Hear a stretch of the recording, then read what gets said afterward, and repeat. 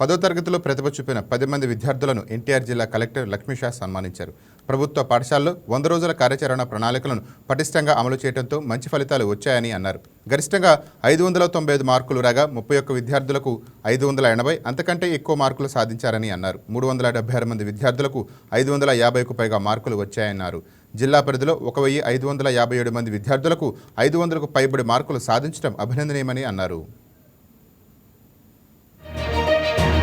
10th results చాలా మంచిగా వచ్చున్నాయి. దీనికి కృషి చేసిన టీచర్స్ అందరికీ, స్కూల్ యాజమాన్యులందరికీ అభినందనలు తెలియజేస్తున్నాను. మన జిల్లాలో మొత్తంగా 27,139 మంది పిల్లలు అపియర్ అవుతే 23,857 మంది ఉత్తీర్ణత అయ్యారు.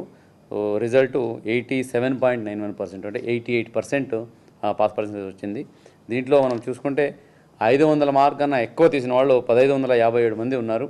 550 కన్నా ఎక్కువ మార్క్ తీసిన వాళ్ళు 376, 580 దాటిన వాళ్ళు 31 మంది ఉన్నారు.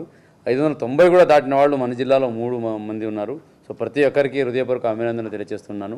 ఇప్పుడే పిల్లలతో మాట్లాడితే వాళ్ళ తల్లిదండ్రులు ఎంత కష్టపడి వాళ్ళని చదివించారని తెలుస్తుంది. కొంతమంది ఆటో డ్రైవర్స్, కొంతమంది టాపీ మేస్త్రీస్, కొంతమంది డొమెస్టిక్ వర్క్గా వేరే ఇంట్లో పని చేసుకొని వాళ్ళ పిల్లల్ని చదివిస్తున్నారు.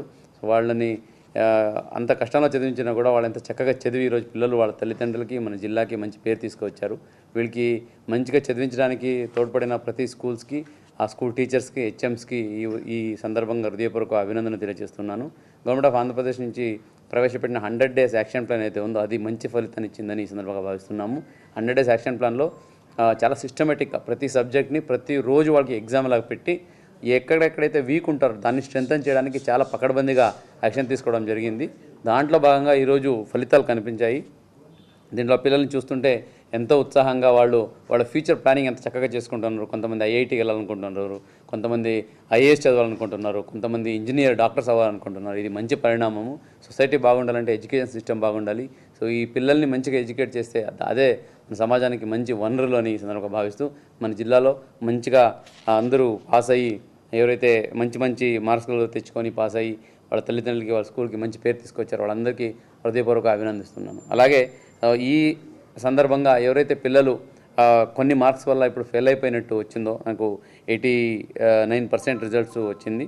సో మిగతా ఎవరైతే ఉన్నారో వాళ్ళకి కూడా త్వరలోనే అడ్వాన్స్ సప్లిమెంటరీ పెట్టబోతున్నాం. కాబట్టి ఎవరు ఆందోళన చెందాల్సిన అవసరం లేదు, ఎవరు బాధపడాల్సిన అవసరం లేదు. మీరు చక్కగా ఇంకా నెక్స్ట్ 2 weeksలో బాగా చదవండి.